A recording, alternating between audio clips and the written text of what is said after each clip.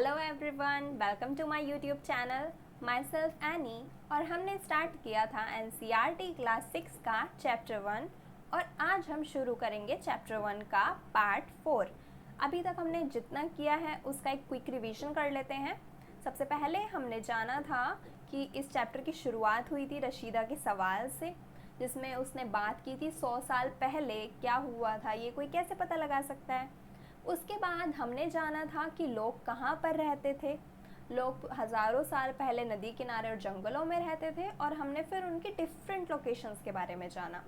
उसके बाद हमने जाना कि भारत को एक भारतीय उपमहाद्वीप क्यों कहते हैं, क्योंकि भारत की प्राकृतिक सीमा का निर्माण कौन करते हैं, पर्वत, समुद्र, महासागर, ये सब मिलकर भारत की एक प्राकृतिक सीमा का निर्माण करते हैं, इसलिए हम भारत को भारतीय उपमहाद्वीप कहते हैं। उसके बाद हमने जाना कि लोग यात्राएं क्यों करते थे पुराने समय में भी लोग यात्राएं करते थे और आज भी लोग यात्राएं करते हैं, जिसके बहुत से रीजंस थे और हमने उनके बारे में बहुत डिटेल में बात की थी। और अब हम अपना नया टॉपिक स्टार्ट करेंगे। तो हमारे आज के टॉपिक का नाम है देश का नाम। हमारे देश का नाम क्या है? इंडिया। इंडिया भी कहते हैं और भारत भी कहते हैं। तो हमारे देश के ये नाम इंडिया और भारत ये कैसे पड़े, आज हम उनके बारे में जानेंगे कि हमारे देश का नाम कैसे रखा गया। सबसे पहले हम बात करेंगे इंडिया की। तो जो ये इंडिया है, ये इंडिया नाम मिला है इंडस नदी यानी कि सिंधु नदी की वजह से। इंडस नदी इंग्लिश में कहते हैं और संस्कृत और हिंदी में क्या कहते हैं इसको? सिंधु नदी। इंग्लिश में इसको कहते हैं इंडस नदी और हिंदी या संस्कृत में कहते हैं सिंधु नदी। पहले हम ये देख लेते हैं कि सिंधु नदी मैप पर है कहाँ।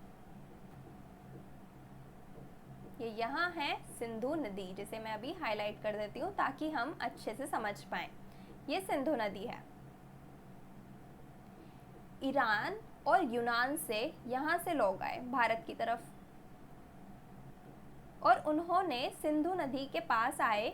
उन्होंने सिंधु नदी को सिंधु या फिर इंडस नहीं कहा, उनका प्रोनाउंसिएशन ही कुछ इस तरह का था कि उनसे क्या निकला, इंदौस या हिंदौस। और उन्होंने सिंधु नदी के पूर्व के इलाके को क्या कहा? इंडिया। हिंदौस और इंदौस से निकला इंडिया। तो ये जितना भी पूर्वी इलाका था भारत का, सिंधु नदी के पूर्वी इलाका, इसे कहा गया इंडिया। तो यहाँ से हमारे देश का नाम क्या रखा गया? इंडिया। तो यहाँ पर भी यही लिखा है कि ईरानी और यूनानी लोग सिंधु नदी को इंदौस और हिंदौस कहते थे, इसीलिए सिंधु नदी के पूर्व में स्थित इलाके को क्या कहा गया? इंडिया कहा जाने लगा। तो अब हमें ये समझ आ चुका है कि भारत का इंडिया नाम कैसे रखा गया।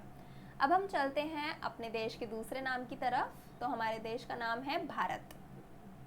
तो ये भारत नाम कैसे रखा गया? भारत के उत्तर पश्चिमी, मतलब इस उपमहाद्वीप या फिर देश के उत्तर पश्चिम में रहने वाले लोगों के समूह के लिए भारत नाम का प्रयोग किया जाता था। अब ये उत्तर पश्चिम कहाँ है, पहले हम वो देखेंगे। ये हम कहते हैं ये भारत का उत्तरी इलाका है, नॉर्थ। ये क्या है? वेस्ट। ये ईस्ट। तो उत्तर पश्चिम की बात की गई है। तो ये वाला हिस्सा।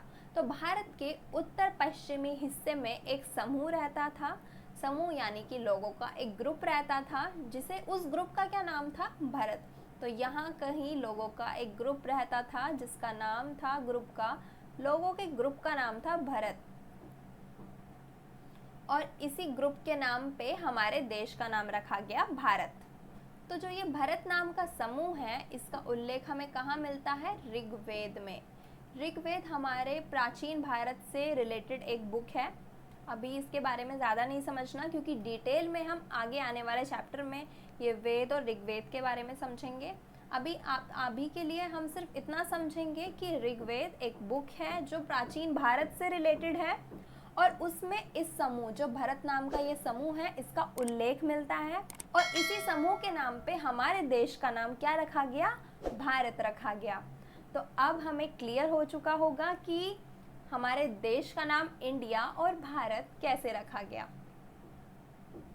तो इस वीडियो के लिए इतना ही। अगर आपने चैनल को सब्सक्राइब ना किया हो तो सब्सक्राइब कर लेना, बेल आइकन को प्रेस कर लेना और सोशल मीडिया अकाउंट से जुड़ने के लिए आप हमारे पेज को भी फॉलो कर सकते हैं। Thank you.